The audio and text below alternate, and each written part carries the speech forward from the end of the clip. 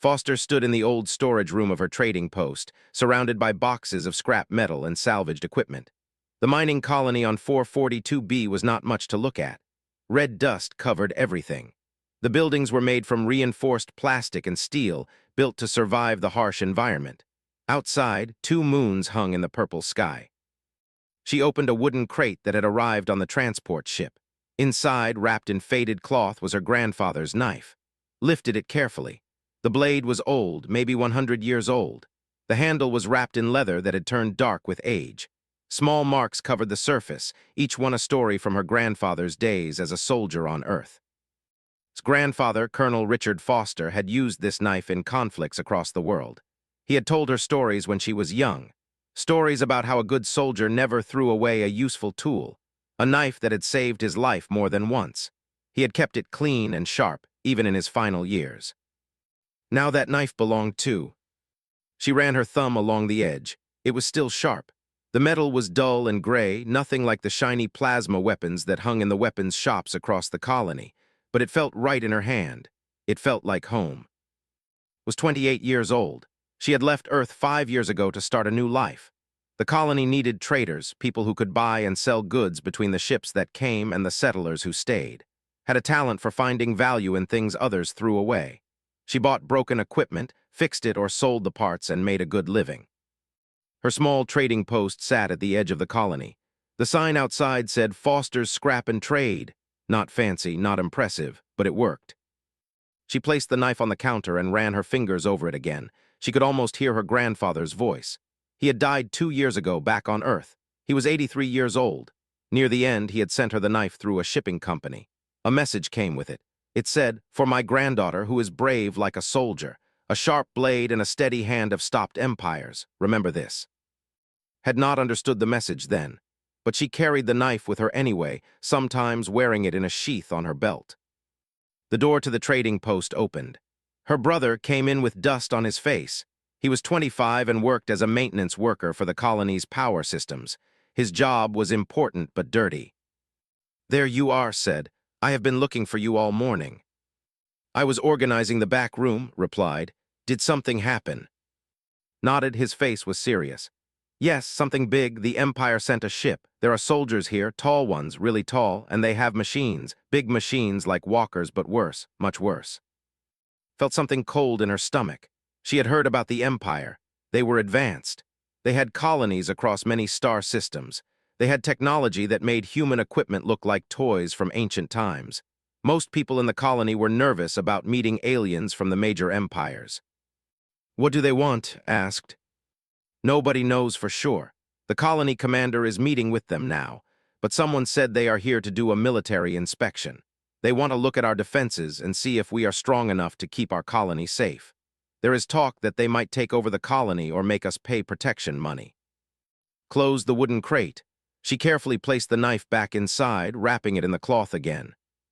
"When does the commander meet with them?" she asked. "They are going to gather everyone in the main hall in 2 hours, said. "The colony commander wants all the people here to see that we have nothing to hide." And walked to the main hall together. The building was large and made from the same gray material as all the other buildings in the colony. When they arrived, at least 200 colonists were already there. Men, women, and children, people from all the different jobs in the colony. Miners, engineers, doctors, teachers, farmers who grew food in the underground hydroponic gardens. The door at the far end of the hall opened. The delegation entered.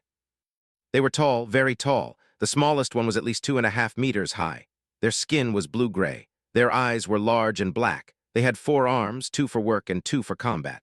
They wore uniforms made from a material that seemed to glow with a faint light. Each one wore a weapon at their side. Not guns like humans used, but devices that looked like they could burn or tear things apart. The leader stepped forward. His name was Commander N. He was the largest of the group, with scars across his face and neck. When he spoke, his voice was deep and loud. "I am N, commander of the Empire's 9th Fleet," he said. "I am here to inspect this human colony. The Empire is concerned about colonies that cannot defend themselves. Weak colonies are problems. They attract pirates. They slow down trade. This is not good for anyone." The colony commander, a man named David, stepped forward. He was tall for a human, but still much shorter than N. "We welcome you, Commander," David said. "Our colony is strong, we have good defenses, we do not cause problems." N looked at the humans. His large eyes moved from face to face.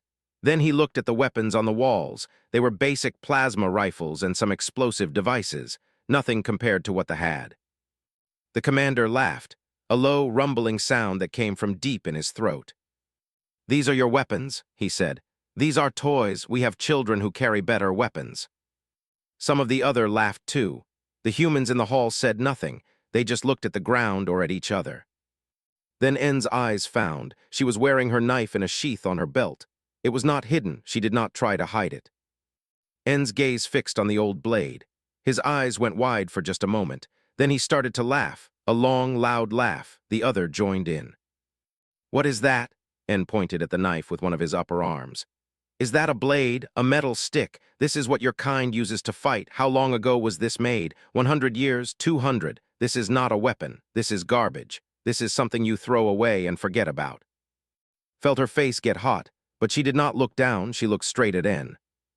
The commander grinned, his teeth were sharp. "I will tell you something, human, your species is weak, you carry old things, you think old things are good, but the universe does not care about old things. The universe cares about power, technology, strength. The Empire has all of these, you humans have nothing." He stepped closer, too. His shadow fell across her face. "Where did you get this knife, human?" N asked. "It belonged to my grandfather," said. Her voice was steady. "He was a soldier, a good one. He used it for many years. It saved his life." N laughed again. "A soldier on Earth, your planet? I have read about Earth in our files. A death world, primitive, dangerous, but not because of your people. Your people are soft. Your planet is hard, so you learn to survive. But that is not real strength. Real strength is what we have, technology, power that comes from understanding the universe." He turned away from and spoke to all the colonists. "Tomorrow I will show you what real power looks like. I will bring my combat mech. It will demonstrate the difference between your primitive weapons and our advanced machines. Maybe then you will understand why the Empire rules this sector of space and your people do not." N and his soldiers left the hall. The door closed behind them. The next morning woke early. She had not slept much. Her mind kept going back to what N had said, about her knife being garbage, about humans being soft and weak. It made her angry, not the kind of angry that made you do stupid things, the kind of angry that made you think clearly. She took the knife from its case and strapped it to her belt. Then she walked to the spot where they were going to set up their demonstration. The colony had a flat area about 2 kilometers outside the main buildings. It was where ships landed sometimes and where equipment could be tested. Dozens of colonists were already there when she arrived. They stood in small groups, looking worried. There were metal barriers set up to keep people at a safe distance. The area was marked with yellow and black warning tape. Found in the crowd, he looked nervous. "What are you doing here so early?" he asked. "I wanted to see," said. She did not tell him about the anger, about the way her grandfather's words kept coming back to her, about how she could not just stand by and let aliens laugh at everything humans had built and survived. At midday, the transport ship landed. It was huge and black with weapons ports along its sides. The bottom opened like a mouth. The combat mech came out first. It was 4 meters tall, shaped like a huge insect or maybe a human in armor, but much bigger. The exterior was covered in panels of thick metal. The joints were reinforced with what looked like steel cables thicker than a human arm. On the shoulders sat weapon systems. On the arms were grippers that could probably crush a car. The whole thing glowed with power. Small lights blinked across its surface. The sound it made was a low hum that colonists could feel in their chests. N came out behind it. He wore a suit now instead of his uniform. It was made from some kind of black material that seemed to absorb light. He looked even more dangerous than he had in the hall. "Welcome," he said to the gathered colonists. His voice was loud enough that everyone could hear. "Today, I will show you what military technology looks like. I will show you why the Empire keeps peace in this sector. I will show you what it means to have real power." The mech walked to the center of the cleared area. With each step, the ground shook. Rocks scattered, dust rose up around it. "This is a Mark 7 combat mech," N explained. "It has armor strong enough to stop energy weapons. It has mobility systems that allow it to move at 100 kilometers per hour.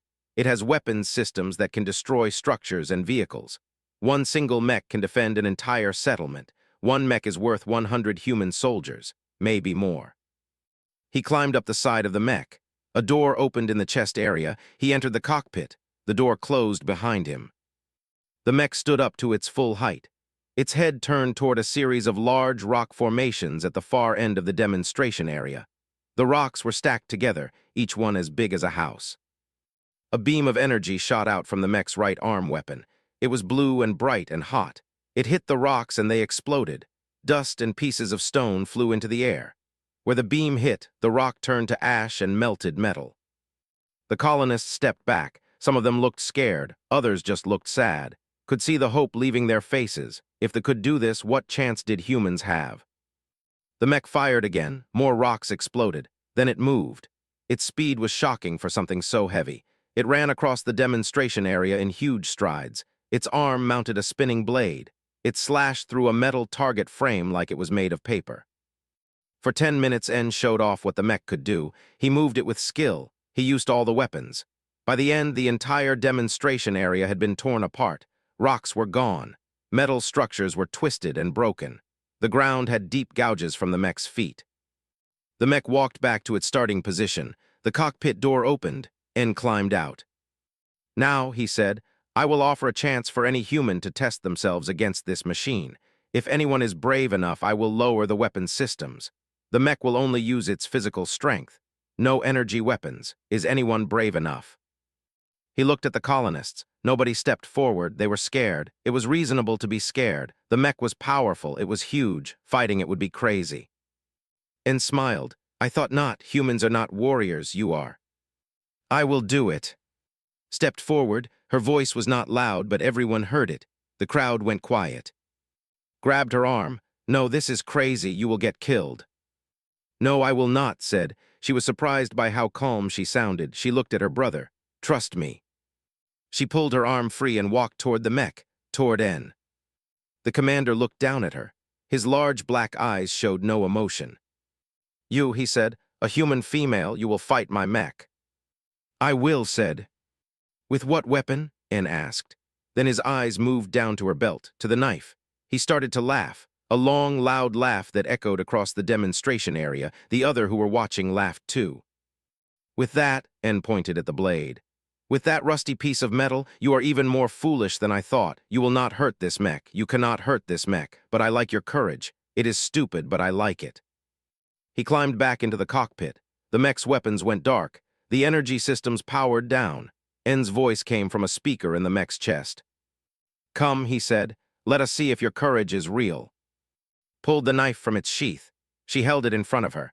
The blade caught the light of the two moons. For a moment it did not look rusty or old. It looked like what it was. A tool that had been used and trusted for many years. A tool that had saved lives. She took a breath. She thought about her grandfather. She thought about all the colonists standing behind her, watching. She thought about what it meant to be human, to be from Earth, to refuse to accept that you were weak just because someone else had better technology. Then she moved forward, toward the 4-meter-tall machine. Toward En, toward everything that said hum moved forward. She did not run, she did not charge, she walked toward the mech at a steady pace. She watched the machine, watched how it moved. Watched the hydraulic systems that powered its limbs. She was looking for weaknesses, for places where a sharp blade could matter. The mech's right arm came at her. It moved fast, but not as fast as a human, not as fast as someone who had been trained to fight, could see it coming. She could predict its path. She dropped low and rolled to the side. The massive metal hand passed over her head. It caught nothing but air. The hand crashed into the ground behind her, leaving a deep impression in the earth. En's voice came from the speaker, a sound like frustration mixed with amusement. The mech turned to follow her. It was slow to turn. Its body was too heavy, too much mass to move quickly. That was something could use. She ran toward the mech's left side. The arm on that side began to move, reaching for her, was already past it. She was thinking about the machine like she thought about salvage, about how things were put together, about where things could break. The mech had cables. She could see them now that she was closer, thick cables that connected the joints to the central control system. They carried power and movement commands. If one of those cables was cut, the joint would fail. Jumped and grabbed the edge of the mech's shoulder panel. Her fingers found grooves where the armor met the skeleton of the machine. She pulled herself up. The mech tried to knock her off with its arm, but the motion was too slow. She was already climbing higher. She reached the shoulder joint. She could see a cable bundle exposed there. It ran from the main body to the arm. The cable was thick and black, covered in some kind of insulation. But it was not a secret. It was not hidden. It was part of how the machine worked. Drove the earth knife into the cable bundle. The blade went through the insulation like it was cutting paper. Metal sparks flew. The knife was old, but the metal was hard, harder than the insulation, harder than the cable covering. The mech's arm spasmed. It bent in a direction it should not bend. The joint made a screaming sound. Hydraulic fluid sprayed out, hitting's face. It was hot, but not hot enough to hurt her. N's voice came through the speaker. Now he sounded angry. "You damaged my mech. This is not possible. That blade cannot." Did not listen. She pulled the knife free and jumped from the mech's shoulder. She landed on the ground and rolled backward to give herself distance. The mech turned. Both arms were moving now. It was faster, more aggressive. N was not playing anymore. He was fighting. He was trying to grab her and crush her or throw her to the ground where the impact would break her bones. Moved, she ran left, then right. She kept changing direction. The mech was strong and heavy, but it was slow to change direction. It was like fighting a tank that was trying to step on an insect. The tank had power, but the insect could move faster, could move smarter. She saw another weak point. The knee joint on the mech's left leg. The armor was thinner there. She could see it from the way the light hit the metal. Someone had to access that joint sometimes for maintenance, so there had to be a way to get inside. A seam, a weak point. Ran straight at the mech's left leg. The foot came down, trying to crush her. She slid underneath it, the dust from the impact making her cough. She came up on the other side and drove the knife into the knee joint. The blade met resistance. This joint was more protected than the shoulder, but it was not impossible, twisted the knife. She found the angle. The blade went deeper. She felt it cut through something inside, something important. The mech stumbled. Its left leg bent wrong. The hydraulics screamed again. N tried to stabilize the machine, but the damage was done. The mech fell to one knee. The colonists behind the barriers made sounds. Not cheers because they were scared and shocked, but sounds of surprise, of hope maybe. N got the mech back on its feet. The left leg was damaged. It did not move right. But the machine was still dangerous, still powerful. The commander was learning. He was not going to let get close again. He was going to keep distance and force her to come to him. The mech backed away from. It moved slower now. The damaged leg made it favor its right side, but it was still a machine, still advanced, still powerful. Thought about her grandfather, about what he had taught her through his stories. Never give up, never run away. Look for the pattern, look for the mistake. Look for the moment when the enemy thinks they have won and stops being careful. She moved forward. She was not attacking now. She was advancing carefully, watching, waiting. The mech raised its right arm. The palm opened. Inside could see the power coupling. This was where the energy came from. This was the core of the machine. If she could damage this, the machine would shut down.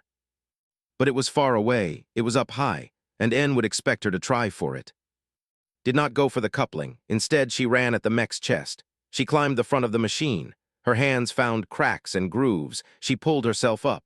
The mech's arms tried to reach around to grab her, but their range was limited. N had not expected her to climb him like this. She reached the front of the mech's cockpit. She could see N inside. He was looking surprised now, maybe even worried. Pulled herself up one more time. She reached the top of the cockpit area. And there, just where she thought it would be, was an opening. A vent, a way for air to flow into the cockpit, a weakness in the armor. She drove the earth knife into the vent with all the force she had. The blade went through the internal structure. It reached the power core, the one that kept the mech running. The blade, ancient and hard, made from metal formed in Earth's gravity and heat, pierced the modern technology. The mech went crazy. It spun. It tried to throw off. But she was ready. She let go. She jumped. She landed hard on the ground, rolling to break the impact. The mech system shut down. One by one, the lights went dark. The humming stopped. The machine became silent. Then it fell. 4 meters of metal and technology fell to the ground. The impact was huge. Dust rose everywhere. Got to her feet. She was covered in dirt and hydraulic fluid. Her clothes were torn. She had cuts on her arms and hands. But she was alive. She was standing. The cockpit door opened. N climbed out slowly. He looked at for a long moment. Then he did something unexpected. He knelt. The commander dropped to one knee. It was a gesture of respect among his people. The colonists had been told that by humans who had studied alien cultures. En looked up at. "I did not expect this," he said. His voice was different now, not mocking, not angry, just honest. "Your weapon, your skill, your mind, I misjudged you, I misjudged all of you." Was breathing hard, her heart was pounding, she held the knife. It was still sharp, still dangerous. En walked with back to the colony. The other soldiers said nothing. They watched their commander with the human female. There was confusion on their faces. They did not understand what had happened. How could a human with a primitive knife damage a combat mech?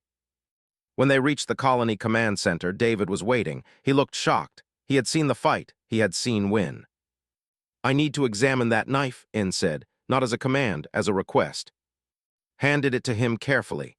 He took it in one of his upper hands while the other reached toward the blade slowly. She could have said no, but she wanted him to see what a human knife was, what Earth had made. En studied the blade. He held it up to the light. He looked at the way the metal was formed, at the tiny patterns in the steel, at the edge that was still sharp after 100 years of use. "What is this metal?" he asked. "Steel," said. "It comes from Earth, a specific type, made with iron and carbon and other things. The process takes time and knowledge. My grandfather told me that Earth steel is different because of Earth's gravity and atmosphere, because of how the planet is. It creates properties that modern alloys do not have." En looked at her. "Explain this to me in more detail." They went to the colony command center, sat with En and the other officers. She told them about Earth, about how it was a harsh world, how the gravity was stronger than most planets colonized by humans, how the atmosphere was thick and corrosive, how this meant humans had to build things to last, to build things that could take damage and still work. She explained that ancient Earth metalworking techniques had been refined over thousands of years, that the best smiths understood the properties of their materials better than any modern factory computer, that some things could only be made well if someone put time and skill and knowledge into them. One of the scientists listened carefully. She was smaller than En, with scars on her arms that looked like burn marks. "This is interesting," the scientist said. Her name was Ha. "The physics of this are not what I expected. Earth technology is not advanced, but it is not primitive either. It is different. It is specialized to your world." "That is exactly what I have been trying to say," replied. "Humans are not weak. We are adapted. We are specialized. We are from a world that teaches you to survive or die, that teaches you to use what you have and make it work, that teaches you to never give up." En stood up. He looked at the colony commander, David. "I need to send a report to the High Council," En said. "This colony is not weak. This colony has human warriors, and their weapons, while different, are not inferior. They are simply different, and in my experience, what is different from what you expect is often what defeats you." He turned to, "I would like to interview you more about Earth technology and about the knife. I will need to send samples to our research centers." Nodded. "I can give you samples, but I keep the knife. It is my grandfather's. It is not for sale." En looked at the blade in his hands. He handed it back to carefully. "Of course," he said. "A warrior's tool should stay with the warrior. That is the law among my people, too." Over the next few days, worked with the scientists. She explained Earth metalworking. She showed them samples of Earth steel that had been salvaged from old tools brought to the colony. She answered their questions about how humans had developed their technology. News traveled fast. Other colonies heard about what had happened, about how a human woman had damaged a combat mech with an ancient Earth blade, about how they were now interested in studying human technology and history. Trade routes started to change. Merchants from other colonies began asking about Earth steel, about Earth weapons, about human craftsmanship. Demand increased. Small trading posts suddenly had orders from across known space. Found his sister in the trading post one evening. She was reading a message on her communication screen. Her face was bright with excitement. "What is it?" asked. "The High Council wants to meet me," said. "They want to hear about Earth directly from a human. They want to understand how our technology works, and they want to establish a formal trade agreement for Earth materials." Hugged his sister. "I always knew you would change the world. I just thought it would take longer." Laughed. "I did not change the world. I just showed people that humans have value, that we are not weak, that our heritage means something." 2 weeks later, a formal trade delegation arrived at the colony. It included both and humans from other settlements. They wanted to establish a market for Earth-made goods. They wanted to buy steel. They wanted to learn the ancient techniques. The colony commander asked to be the representative for all human settlements in this region. She accepted the position. N came to visit her trading post before he left the colony. He was in his uniform again, looking official and powerful. "I have a request," he said. "I would like to commission an earth blade, for myself, made with the same methods your grandfather used. I want to carry a human weapon as a symbol that the Empire recognizes that different does not mean inferior." Smiled, "I will make it for you personally. It will take time, weeks, maybe months. The best work cannot be rushed." "I will wait," N said. "Time is something warriors have. Patience is part of being a true warrior." He left the colony 3 days later. His damaged mech was loaded onto his ship, the forces from the colony, but things had changed. They no longer treated humans like children or lesser beings. They treated them like people with skills and knowledge that was worth learning. Received a message from David. The colony commander wanted to meet with her. When she arrived at the command center, he was waiting. "I want to establish a school," David said. "A place where we teach earth metalworking to young people. I want to preserve our heritage and teach the next generation what we are capable of. Will you help me run it?" 2 years had passed since fight with the mech. The colony on 442B was changing. New buildings went up. New people arrived. Trade ships came from systems across known space, no longer treating the human settlement as a problem, but as a place where valuable goods could be found. The school that David wanted to build was now real. It stood on the south side of the colony, built from the same gray material as the other buildings, but larger. The students who came there learned 2 things. They learned the ancient earth metalworking techniques, and they learned about courage, about not accepting that you were lesser because someone else had more advanced technology. Spent her mornings teaching. She taught young humans between the ages of 15 and 25. There were also 3 students. 2 of them were scientists from N's research team.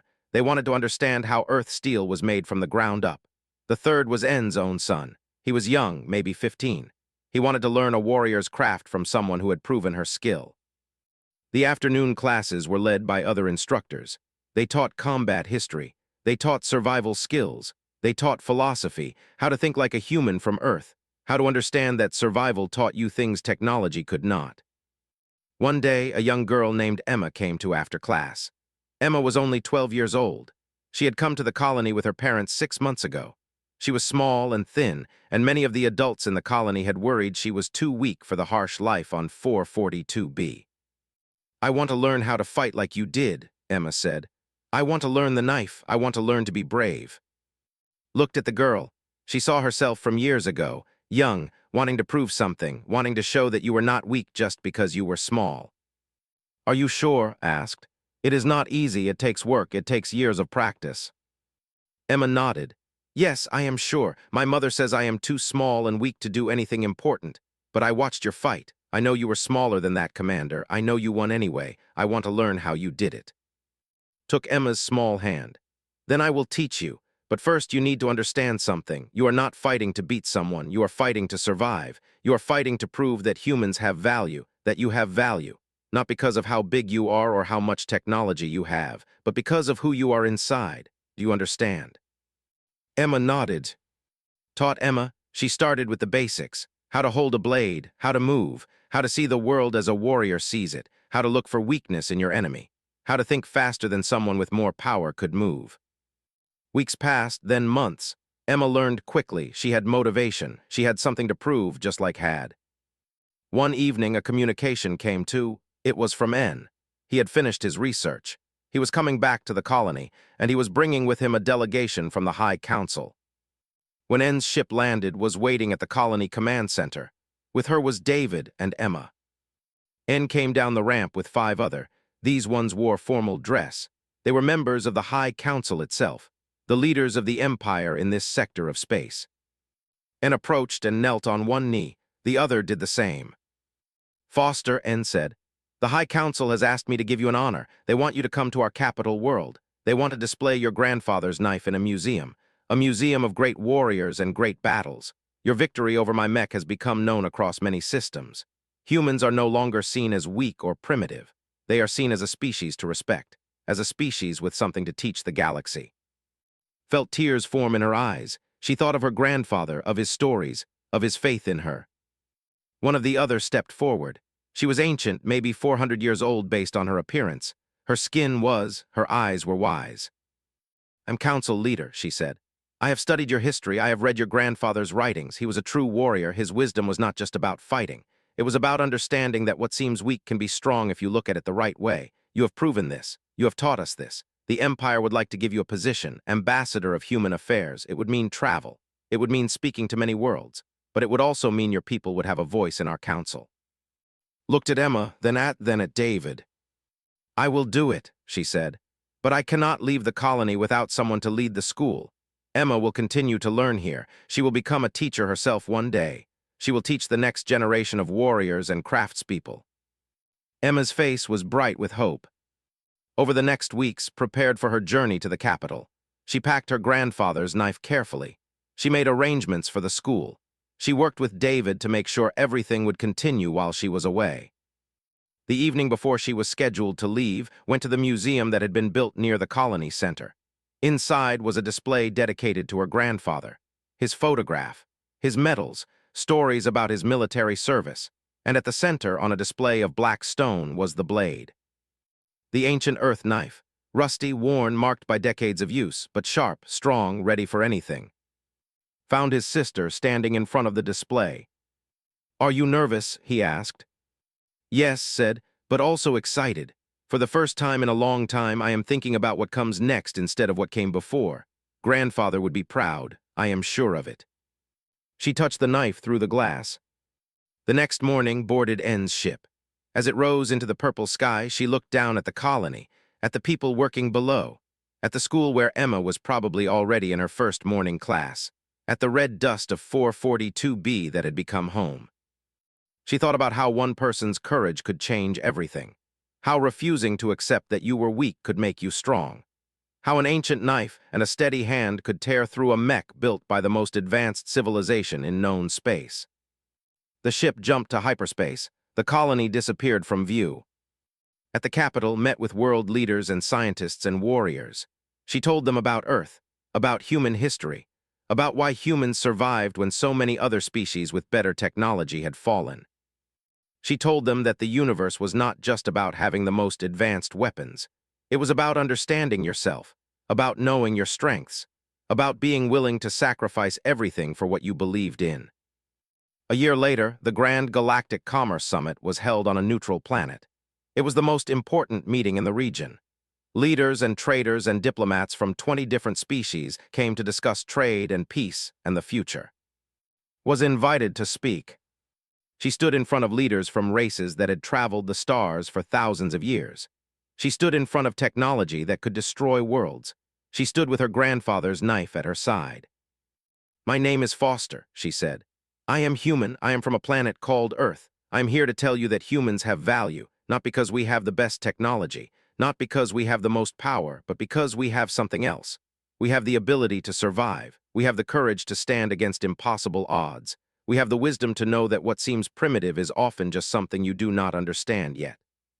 She pulled her grandfather's knife from its sheath. The blade caught the light. It gleamed with an ancient strength. "This knife has stopped an empire," she said. "Not because it is the best weapon, but because someone was brave enough to use it. Someone was willing to refuse to accept that they were weak. That is what humans bring to the galaxy. We bring the belief that courage matters, that one person can change everything. That respect must be earned, not given, and that a sharp blade and a steady hand have stopped empires." The chamber went quiet, then it filled with sound, applause and acknowledgement from species across the galaxy. Looked out at the crowd. She thought of her grandfather. She thought of Emma learning in the school back on 442B. She thought of all the young humans who would now know that their ancestors had given the galaxy something valuable, that they were not weak, that they were strong. The universe was changing, not because of technology, not because of weapons, but because one human woman had refused to accept mockery, because she had trusted in something old and simple, because she had faith in herself. And that made all the difference. Thought about her grandfather, about his stories, about his knife, about how one person could change how the world saw you just by refusing to accept that you were weak. Yes, she said. I will help. We will teach them to be warriors of knowledge. We will teach them to use what Earth gave us.